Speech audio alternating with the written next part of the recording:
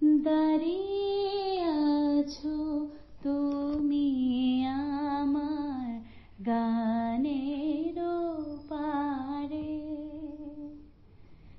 আমার সুরগুলি পায় চরণ, আমি পাইনে তোমারে। দাঁড়িয়ে আছো তুমি আমার গানের পারে। বাতাস বহে মরি মরি আর বেঁধে রেখো না তোরি। বাতাস বহে মরি মরি আর বেঁধে রেখো না তোরি। এসো এসো পার হয়ে মোর হৃদয়। নমস্কার, আমি অনিল দা, বয়স ৮০। বর্তমানে কন্যগর থেকে অনেক দূরে সল্টলেকে থাকি। কয়েকদিন আগে এবং লোকায়ত পত্রিকার মাননীয় সম্পাদক কবি মুরারীমোহন চক্রবর্তী মহাশয়ের মুখে শুনলাম ওরা কয়েকজন মিলে কবি যতীন্দ্রমোহন সেনগুপ্ত, কবি কুমুদরঞ্জন মল্লিক, কবি শেখর কালিদাস রায়, পল্লী কবি জসিমউদ্দিনকে নিয়ে একটি তথ্যচিত্র প্রকাশ করতে চলেছেন। ওরা উক্ত কবিদের বাড়িতে গিয়ে যথাযথ তথ্য জোগাড় করছেন, জেনে খুব খুশি হলাম।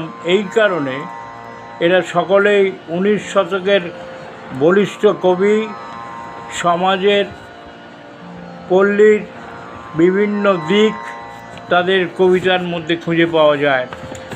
ওদের কথা যত মানুষদের মধ্যে ছড়িয়ে দেওয়া যাবে, আজকের কবি সমাজ ততই উপকৃত হবে, এটা আমার ধারণা। আজকের এই অবক্ষয়ের মুখে নতুন কবিদের সংখ্যা প্রতিদিন বৃদ্ধি পাচ্ছে। কবিতার বই প্রকাশিত হলেও সেগুলির মধ্যে কটা কবিতা হয়েছে বলা মুশকিল। পয়সার বিনিময়ে অনেক সংগঠন কবিদের পুরস্কৃত করছেন, যা সমাজের ক্ষতি করছে বলে আমি মনে করি। কবি জীবনানন্দ দাশ সঠিকভাবে বলেছেন, সকলেই কবি নয়, কেউ কেউ কবি। এই সময়ের উপযুক্ত কাজ অতীতের কবিদের কথা বর্তমান কবিদের সামনে তুলে ধরা, যা আমাদের সম্পাদক মশাইরা করতে চলেছেন। এই প্রয়াসকে সাধুবাদ না জানিয়ে উপায় নেই। আমি আশা করি আপনাদের এই অক্লান্ত পরিশ্রম সার্থক হয়ে উঠবেই। নমস্কার। নমস্কার, আবার এলাম আমি স্বপন দাস বাঙালি উৎস সন্ধানে 15তম পর্ব নিয়ে এবং কবি কথা 4 নম্বর কবি কথা। আমরা এবারে যে কবির কথা বলবো পল্লী কবি জসিমউদ্দিন। পল্লী কবি জসিমউদ্দিনের ব্যাপারে আমরা শুনে নেব তথ্য গবেষক, সেই আমাদের মুরারীমোহন চক্রবর্তী। দর্শকবৃন্দ, আপনাদের নিয়ে যাই মুরারীমোহন চক্রবর্তীর কাছে, যিনি তার তথ্য এবং গবেষণায় আমাদের পল্লী কবি জসিমউদ্দিন সম্পর্কে আমাদের সমৃদ্ধ করবেন। মুরারীবাবু, আপনি কিছু বলুন, আমরা একটু জানতে চাই। আমি বলার আগে, জসিমউদ্দিন এমন একজন কবি, তার প্রচুর গান, প্রচুর কবিতা, নাটক, প্রবন্ধ, গল্প, বহু কিছুই তিনি রচনা করেছেন। তাহলে তার যদি 2-4 লাইন একটু কবিতা, নতুন স্বাদের কবিতা একটু যদি আমরা শুনে নিই। শুনতেই পারবে, ঠিক আছে? তাহলে এটা কবিতাটা আপনি বলুন, একটা কবিতা, ঠিক আছে, কয়েকটা লাইন। আমি কবি জসিমউদ্দিনের আমার বাড়ি কবিতাটা পাঠ করছি কিছুটা অংশ। আমার বাড়ি যাইও ভ্রমর, বসতে দেব তীরে, জল পান করতে দেব শালি ধানের চিড়ে। শালি ধানের চিড়ে দেব বিন্নি ধানের খই, বাড়ির গাছের সবজি কলা গামছা বাঁধা দই। আম কাঁঠালের বনের ধারে শুয়েও আঁচল পাতি, গাছের শাখা দুলিয়ে বাতাস করব সারা রাতি। এটা তুমি বলবো? বেশ, আচ্ছা, আর কে বলবেন? আর একটা একটু ছোট করে শুনি। হ্যাঁ, আসমানি একটা খুব বিখ্যাত কবিতা, হ্যাঁ, সেটাও একটু শোনা যায়, তারপরে তার সম্পর্কিত যেটু তথ্য বলার মতন এখানে ঠিক আছে, সেটা বলা যাবে। নমস্কার। বিখ্যাত পল্লী কবি জসিমউদ্দিনের এই আসমানি কবিতাটা সত্যি বিখ্যাত। সেই যে গ্রামের দৃশ্যটা উনি তুলে ধরেছেন এবং আসমানিকে উনি আর চোখে দেখেছিলেন যে আসমানি নামে একটা মেয়ে, যে আসমানিদের কবিতার নাম হচ্ছে আসমানি। আমি সংক্ষেপে বলছি, আসমানিদের দেখতে যদি তোমরা সবাই যাও, রহিমউদ্দিন রসুলপুরের ছোট্ট বাড়ি যাও। বাড়ি তো নয় পাখির বাসা, বেন্না পাতার ছানি, একটুখানি বৃষ্টি হলে গড়িয়ে পড়ে পানি। তারির তলে আসমানিরা থাকে বছর ভরে, পেটটি করে পায় না খেতে, ছাদটি দিচ্ছে অনাহারে। এ পর্যন্ত বলে আমি শেষ করছি, কারণ বড় কবিতা, বলতে অনেক সময় নিয়ে নেবো। নমস্কার। কেননা জসিমউদ্দিনের কোনো কবিতাকেই বলা যাবে না এটা ছোট বা এটা বড়। প্রত্যেকটি কবিতা এবং তার গান অসাধারণ। এবং একটা উক্তি আগে করি, জসিমউদ্দিনকে পল্লী কবি বলা হয়। এখানে যারা বলেছেন, অনেক অভিজ্ঞ মানুষও বলে থাকেন যে আমরা যদি গাড়িতে করে যাই কোনো একটা ধান ক্ষেতের পাশ দিয়ে, সেই যেতে যেতে ধান ক্ষেতটাকে দেখি, পল্লীর রূপটাকে আমরা দেখি, এটাও একটা দেখা। আর যদি কেউ প্রতিদিন মাঝে মধ্যে সেই মাঠের মধ্যে নেমে যায়, জল কাদায় পা ডুবিয়ে ধান গাছের যেগুলো দুলছে, তার যে ধানের শীষ, তার স্বাদ গ্রহণ করছে, হাত দিচ্ছে, মেঠো পথে হাঁটছে, এই দুটি দেখার মধ্যে তো একটা পার্থক্য থাকে।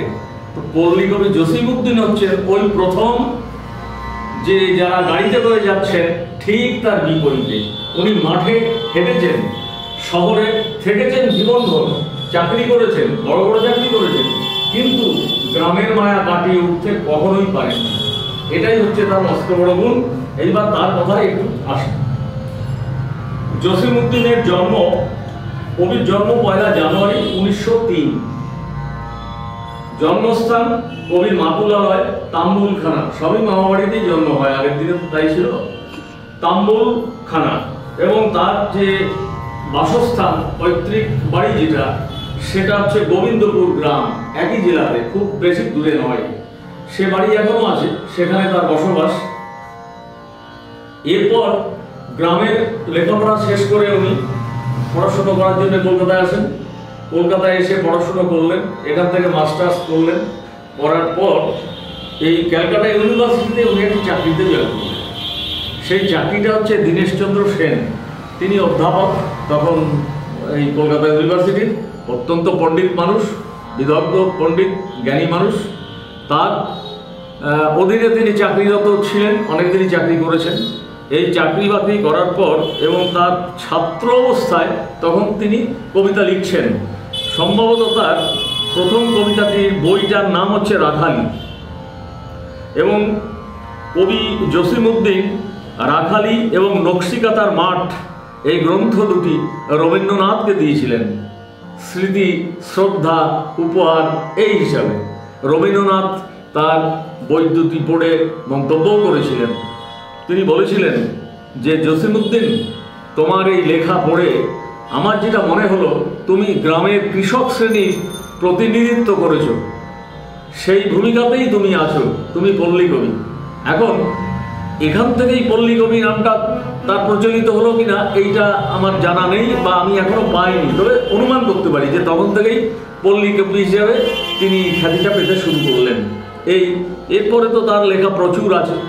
এবং তার নামের ক্ষেত্রেও বলি, একটা নজরুল একবার তার বাড়িতে যান, তখন নজরুল তো তার থেকে বড়, প্রায় ধরুন 5 বছর বড়। এবং গিয়ে সেখানে আমাদের মানে জানা কথা, হয়তো আমরা গেলে সেটাকে তুলে ধরে দেখাতে পারবো, যে তার বাড়ির পাশ দিয়ে একটা নদী গেছে, নদীটার নাম হচ্ছে কুমার নদ। এবং সেখানে গাছের ছায়ায় তলে রবীন্দ্রনাথ এই জসিমউদ্দিন নজরুল ইসলামকে বসতে দিয়েছিলেন মাদুর পেতে। সেই জায়গাটাও আজকে খুব স্মৃতিধন্য হয়ে আছে। এবার নজরুল জসিমউদ্দিনকে বলেছিলেন, জসিমউদ্দিনের নাম ছিল, পুরো নামটাই ছিল তার মোল্লা, এই মোহাম্মদ জসিমউদ্দিন মোল্লা। এইটা হলো তার পুরো নাম। নজরুল বলেছিলেন, দেখো তোমার নামটাকে একটু ছোট করে দাও, ওই শুধু জসিমউদ্দিন ডাকো। তারপর থেকে উনি অফিসিয়ালি জসিমউদ্দিনই হলেন, কবি হিসাবেও খ্যাত জসিমউদ্দিন নামেই, তাকে আমরা জসিমউদ্দিন নামেই চিনি, অর্থাৎ মোহাম্মদ আর মোল্লা তার নামের থেকে বাদ পড়ে গেল। এটা একটা কথা। এবারে আসুন তার সম্পর্কে আর কিছু কথা বলি। যেমন ওই যে কবিতাটি আমরা শুনলাম আসমানি, আসমানির ঘটনাও তাই, বেশি দূরে নয়, সেই জায়গাটাও আছে, সেই আসমানির বাড়িটা এখনও আছে, নেই তা না, সেটাও এখনও আছে। কারণ এগুলো তো বাস্তব, এগুলো কল্পনার জগতে বসে বসে কোনো লেখা এই সমস্ত কবিরা লেখেননি। এত মানে চাকরি বাকরি করার পরেও বিভিন্ন শহরাঞ্চলে গ্রামের মায়া কিন্তু কাটাতে পারেননি। কলকাতার থেকে গিয়ে উনি 38 সালে সম্ভবত এখান থেকে যান, ঢাকা ইউনিভার্সিটিতে গিয়ে একটা লেকচারার পদে জয়েন করলেন ঢাকা ইউনিভার্সিটিতে, এবং তার পরের বছর উনি বিয়ে করলেন। এটাও একটা মজার কথা। তার যে মেয়েটিকে তার সঙ্গে মানে উনি বিয়ে করলেন, তার বাড়িতে 2-3 বার এর আগে কোনো কারণে যাওয়া পড়েছিল জসিমউদ্দিনের। মেয়েটির সঙ্গে কিন্তু কোনোদিন কথা হয়নি, দেখা হয়নি। তো এরপরে 3rd টাইম না 4th টাইম এরকম একটা সময় ওনার কি খেয়াল হলো, কবি মানুষ তো, চলে গেছে, গিয়ে ওই মেয়েটির ঘরে গিয়ে উঠলেন ডাইরেক্ট। মেয়েটির ঘর মানে যেখানে পড়াশুনো করে, তার টেবিলে, সেখানে গিয়ে ওই মেয়েটিকে বললেন তোমার একটা খাতা দিতে পারো? তো খাতা নিয়ে উনি একটা পাতায় একটা কবিতা লিখলেন, আর একটা পাতায় একটা গান লিখে দিলেন, দিয়ে ওকে বললেন তুমি একটা কবিতা শোনাও তো দেখি। তখন ওই মেয়েটি একটি কবিতা শোনালো খুব সুন্দরভাবে, কিন্তু মেয়েটি তখন জানতো না ওই কবিতাটির লেখক যে, তখন 9-এ পড়ানো হয় ওই কবিতাটা, যে এই কবিতাটির লেখক যে সে তার সামনে বসে আছে। এ তো জানতো না এর নাম কি, বা জসিমউদ্দিন ইনি সেটা জানবে কি করে। পরে তো একটু লজ্জা পেয়ে গেছিল। এখন মা বাবা রাজি ছিল না। এটা ছিল তার নানা নানি, মানে দাদু এবং দিদিমা, তাই তো। তো মা বাবা রাজি এই জন্যে ছিল না, বড় একটা বাউন্ডুলে কোথাকার ছেলে, চাল নেই চুলো নেই, কোথায় শুনেছি, এখানে ওখানে চলে যায়, মাটিতে গড়াগড়ি খায়। সে তখন কিন্তু লেকচারার পদে চাকরি করছে ঢাকা ইউনিভার্সিটিতে, এবং এখানেও অনেক বড় পদে চাকরি করে গেছে। কিছুতেই রাজি না। শেষ পর্যন্ত যাই হোক হলো, তার নানা নানির সম্মতিতেই বিয়ে হলো। বিয়েতে প্রায় 1000 খানেক লোকও এসেছিল, 2জন লোক বিয়েতে যায়নি। সে 2জন হচ্ছে ওই কন্যার বা এর মানে মা বাবা আর কি, যারা রাজি ছিল না। মাও আসেনি বিয়েতে, বাবাও আসেনি। যাই হোক তাদের বিবাহিত জীবন কোনো খারাপ হয়নি, সুখেই কেটেছে। এবার এই বিয়ে প্রসঙ্গে একটা কথা বলি। বিয়েতে ধরুন রবীন্দ্রনাথ একটা আশীর্বাদপত্র পাঠিয়েছিলেন, রবীন্দ্রনাথ, এবং রবীন্দ্রনাথের পরে অবনীন্দ্রনাথ ঠাকুর তার একটা কবিতার, তার একটা কাব্যগ্রন্থের উনি ভূমিকা লিখেছিলেন, এবং ওই বিয়েতে তিনি যাননি। 1 পাতার একটা চিঠি আর একটা ছবি এঁকে পাঠিয়েছিলেন। আর ওই যে দীনেশ চন্দ্র সেন যার কথা বললাম, উনি 3 পাতার চিঠি লিখে পাঠিয়েছিলেন, যে ভবিষ্যৎ জীবন সম্পর্কিত ইত্যাদি ইত্যাদি। তো এত মধুর ছিল তাদের সঙ্গে সম্পর্ক। তো গুণ না দেখলে তার সঙ্গে তো এই সম্পর্কগুলো এত বড় বড় মাপের গুণী মানুষদের এটা হওয়া সম্ভব নয়। এবং সেখানে ছবিটা কি ছিল যদি উল্লেখ করেন? হ্যাঁ, ছবিটা ছিল মনে হয় কপতি, দুটো এক জোড়া কোনো ডালে বসে আছে, অদ্ভুত ছবি। কে আছে সেটা দেখুন, অবনীন্দ্রনাথ ঠাকুর, বলার অপেক্ষা থাকে। আর তা এখন সেইগুলো ওনাকে পাঠানো হয়। কিন্তু ওই শহরে এখান থেকে গিয়ে ঢাকায় উনি বাড়ি করেছে, সেই বাড়িতে থাকতেনও। তো বাড়িতে থাকার পরেও উনি বহু জায়গার বহু পুরস্কার পেয়েছেন, এবং ওনার নকশিকাঁথার মাঠ যখন বেরোলো সেটা তখন বিদেশে যায়, ইংরেজিতে অনুবাদ হয়, এবং বিশ্বব্যাপী তার একটা খ্যাতিও উনি পেলেন। গোটা আমাদের দেশে বঙ্গ সমাজে তো একটা তোলপাড় হয়ে গেল আর কি। উনি এই কবিতা যখন লিখছেন কিছুদিন পরে, রাখালি কবিতা লেখার পরেই, খুব বেশি দেরিতে নয়। আর গান, অজস্র গান ওনার আছে। এ গানও কিন্তু মনে হয় এ গান একদম ওই মাটির মানুষের গান, মনে হয় তার মনের কথার গান, যার জন্যই তো উনি পল্লী কবি আর কি, আমরা সেইভাবে ওনাকে জানি। এই যে এখানে বললাম যে করেছেন। এবার 1962 সালে উনি ডেপুটি ডাইরেক্টর হিসেবে অবসর গ্রহণ করেন।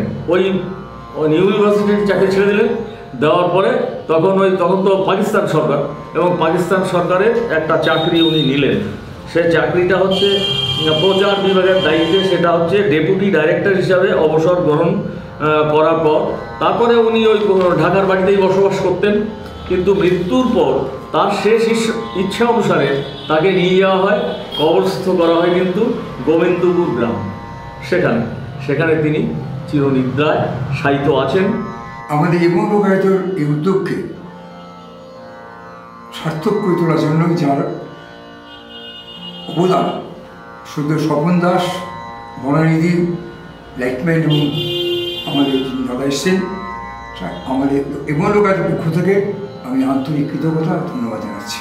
শুধু দর্শকবৃন্দ, আমরা তো মুরারিবাবুর কাছ থেকে কিছু জানলাম, এবং আমাদের যারা অন্যান্য এখানকার এবং লোকায়তের যারা গুণী ব্যক্তিরা রয়েছেন, কবি, সাহিত্যিক এবং স্কুলের দিদিমণি, মাস্টারমশাই, তো তাদের কাছ থেকে আমরা যে সমস্ত ছোটো ছোটো মন্তব্য পেলাম, বাংলাদেশে ফরিদপুরে পল্লী কবি জসিমউদ্দিনের যেখানে দেহ সাহিত্য আছে, আমরা একটু সেখানে যেতে পারি।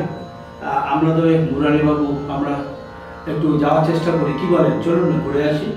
না, যাওয়া যেতে পারে, তবে এখানে একটা প্রশ্ন এই আছে, যেটা তো যেহেতু এখন আমাদের দেশের বাইরের ব্যাপার, আমাদের দেশের মধ্যে তো নয়, দেশের মধ্যে হলে যত সহজে যাওয়া যায়, এটা যেহেতু একটা দেশ বিদেশের ব্যাপার আছে, কিছু আইন কানুনের ব্যবস্থা আছে এবং যাওয়ার জন্য কিছু রুলস পদ্ধতি আছে, সেগুলো মেনটেন করে তবে আশা তো নিশ্চয়ই করতে পারি। আর আশা করলে চাহিদা আমাদের মধ্যে থাকলে হয়তো সেটা আগামী দিনে সম্ভব হয়েও হতে পারে, এইটুকু আমার মনে হয়। না হওয়ার মতন আমি দেখছি না, এটা হতেই পারে।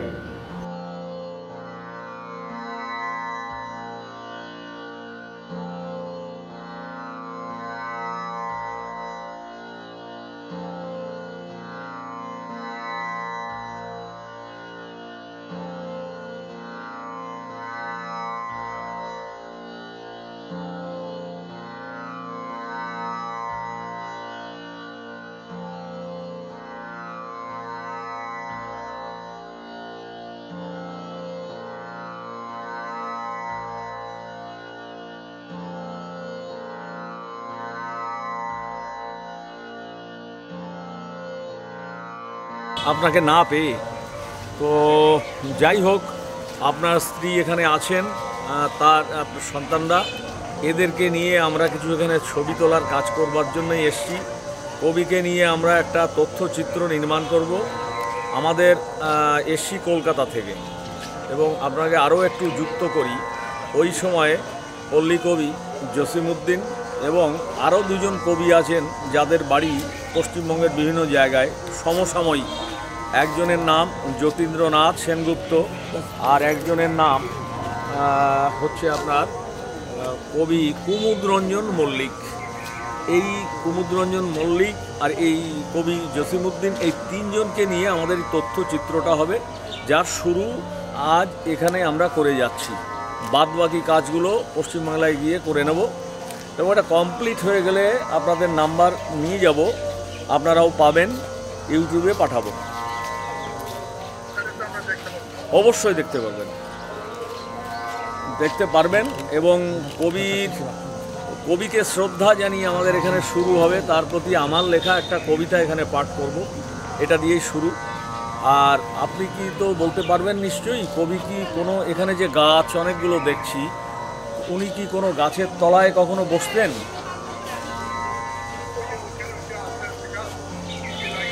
মানে আপনার এই ঘরের ব্যাক সাইডে ওই জায়গাটায়? তাহলে আমি এই বাড়িতে জিজ্ঞাসা করছি, ওরা নিশ্চয়ই বলতে পারবেন। আচ্ছা, আপনি এখন কোথায় আছেন? জার্মানিতে আছেন। যাই হোক, আপনার এমনি আমি ছবি দেখেছি, এই বাড়িতে আপনি কোনো সময় এই গাছতলায় বা কোথাও বসে আছেন খালি গায়ে, বা একটা গেঞ্জি গায়ে, আমি দেখেছি ছবিটা, আপনাকে আমি দেখেছি। আপনার এখন বয়স কত? বাবা, অনেক বয়স, স্বাভাবিক। যাই হোক, আমাদেরই দুর্ভাগ্য, আপনার সাক্ষাৎ পেলাম না। আপনাকে পেলে, আপনার একটা ছবি পেলে আরও ভালো হতো। নমস্কার, আবার এলাম আমরা সেই ডিডি টিভি বাঙালির উৎস সন্ধানের আরেকটি পর্বে। এবং আমরা মুরারিবাবুর সঙ্গে দেখা পেয়ে গেলাম, সেই কলকাতা থেকে তিনি এসছেন। এবং আমরা কিন্তু আজকে একটি বিশেষ জায়গায় এসেছি, অত্যন্ত পুণ্যভূমি। যারা সাহিত্যের জগতে আছেন, আপনার সাথে একটু কথা বলি, এদিকে আসুন। আচ্ছা, আপনার কাছে জানতে চাইছি আমরা এই মুহূর্তে ঠিক কোথায় আছি, আপনি যদি বলেন। আমরা এই জায়গাটির নাম গোবিন্দপুর। আচ্ছা, এই বাড়িটি এক সময়ের বিখ্যাত মহান কবি, শুধু মহান কবি বললে হবে না, পল্লী কবি জসিমউদ্দিন, তার এখানে বাসস্থান ছিল এক সময়। অনেক দিন এখানে তিনি বসবাস করেছেন। আর এই সব প্রসঙ্গে বলা যায় যে এই সমসাময়িক কবি, তার উপস্থিতি কখন ঘটেছিল এটাও একটা বিশেষ ব্যাপার। মধ্য গগনে যখন রবীন্দ্রনাথ বিরাজ করছেন, সেই সময় আমরা এই 3 জন কবিকে পেলাম বাংলায়। তার মধ্যে অন্যতম কবি পল্লী কবি জসিমউদ্দিন। আমরা এই মুহূর্তে ঠিক জসিমউদ্দিনের জন্মভিটায় দাঁড়িয়ে আছি। শুধু দর্শকবৃন্দ, আমরা কিন্তু বাংলাদেশের এটা কি জেলা? ফরিদপুর জেলার আপনি বলছেন জায়গাটার নাম গোবিন্দপুর। উনি দিয়েছিলেন গোবিন্দপুর। তো সেই এখন কি নাম একটা হয়েছে পাল্টি? হ্যাঁ, এখন কিছু নাম হয়েছে। যাই হোক, আমরা গোবিন্দপুর ধরেই কবি জসিমউদ্দিনের আমরা জন্মভিটায় এসে হাজির হয়েছি। বাসস্থান, জন্মভিটা। এখানে উনি থাকতেন, এই বাসস্থানে আমরা হাজির হয়েছি। আমরা এবারে দেখিনি তার বাড়ির কেউ এখনো আছেন। হ্যাঁ, অত্যন্ত জনপ্রিয়, অত্যন্ত হৃদয়ের কবি জসিমউদ্দিন। আমরা একটু দেখিনি তার বাড়িতে কে কে আছেন।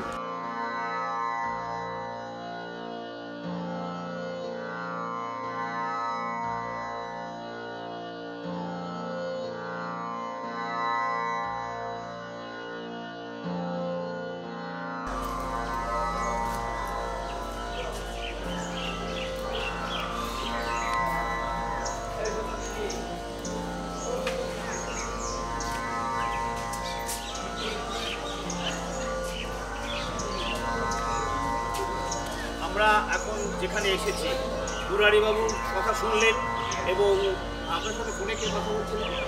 কবির পুত্র, জার্মান। কথা হয়ে গেছে? হ্যাঁ, আচ্ছা, ফোনটা দিয়ে দিন। এবং এবার হয়ে গেছে, উনি খুবই খুশি এবং আমাদের সাফল্য কামনাও করে। আমরা কলকাতা থেকে কিন্তু আরও কয়েকজন এসেছি এবং ওনার নাতি, তাই তো? না, এরা কোন না, এরা হ্যাঁ, তার মানে দাদুর বাবা। এরা হচ্ছেন কবির নাতনি। এরা 2 জন কবির নাতনি। এছাড়া আমরা কলকাতা থেকে এসেছি কয়েকজন। আসুন, এখানে আসুন। তো কোথায় আমাদের আসুন, সবাই আমরা এইখানে কবিকে শ্রদ্ধা জানাতে এসেছি। হ্যাঁ, নাম বলুন, একে একে নাম বলুন আপনার। আমি অরূপ কুমার ভূঁইয়া, আমি পশ্চিমবঙ্গে কলকাতা থেকে এসেছি কবিকে শ্রদ্ধা জানাবার জন্যে। এই পূর্ণ ভূমিতে স্পর্শ করে আমাদের খুব ভালো লাগছে, আমরা অনুপ্রাণিত হয়েছি। আচ্ছা, আপনি আপনার পরিচয় দিন। আমি পরিচয়টা দিয়ে দিই। উনি মুরারিবাবু যিনি এসছেন কলকাতা থেকে, মুরারিবাবু সহধর্মিণী। ঠিক আছে, আপনার কেমন মনে হচ্ছে? ওই দিকে তাকিয়ে বলুন।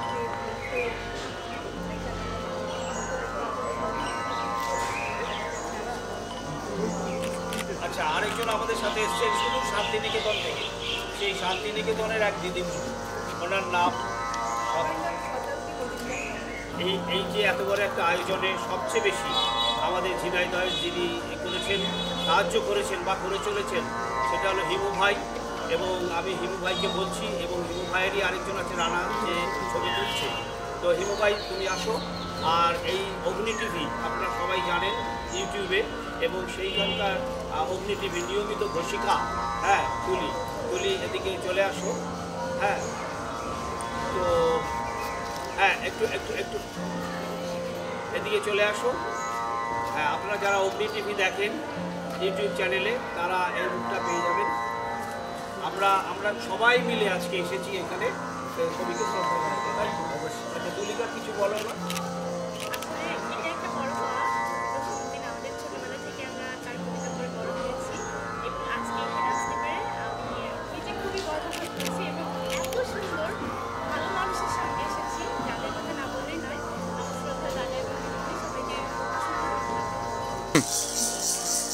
এই যে ঘরটা দেখা যাচ্ছে, এই ঘরটাতে কবি তার জীবনের বেশি সময়টাই অতিবাহিত করেছেন।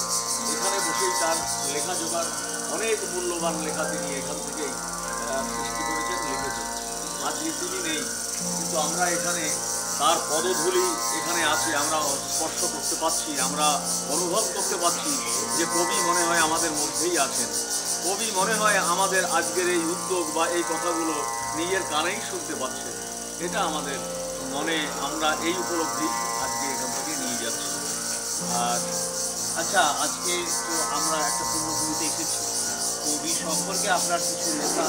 হ্যাঁ, সেটা তো একটা পাটনা, ওটা ওই যে গাছতলায়, ওটা একদম। দাদা, তার আগে আমি একটা কথা বলবো।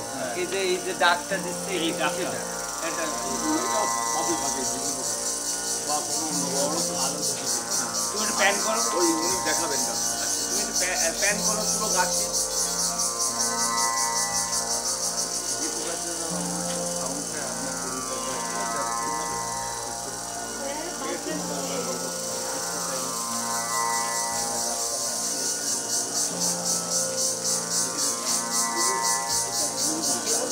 আমরা এখানে এসেছি, আমাদের এখানকার যে পরিকল্পনা মাফিক কাজ প্রায় শেষের দিকে। তবুও কবিকে আমরা শ্রদ্ধা জানাতে চাই। শ্রদ্ধা জানানোর ক্ষেত্রে আমি যে চিন্তা করে এনেছি এখানে আসার পূর্বে কবির প্রতি, কবিকে শ্রদ্ধা জানিয়ে আমার একটি লেখা আমি এখানে বসে পাঠ করছি। আমার মনে হয় এই পাঠ করাটাও কবি শুনবেন, মনে হয়। নিশ্চয়ই, আমরাও শুনি। কবিতার নাম গ্রামের পথিক, পল্লী কবি জসিমউদ্দিন। ফরিদপুরের তাম্বুলখানা তোমার জন্মভূমি, গ্রামের কোলে রূপে গন্ধে পথিক ছিলে তুমি। তাই বাঙালি হৃদয়ে পুরে আজও তোমার ধাম, পল্লী কবি নামে খ্যাত জসিমউদ্দিন নাম। বৃক্ষলতা মেঠো পথে মুগ্ধ ছিলে তুমি, ভালোবাসার টানে পেলে প্রিয় মিষ্টি ভূমি। আমরা পেলাম গান কবিতায় পল্লী রূপের ছবি, তাই তো জানি সবার প্রিয় তুমি পল্লী কবি।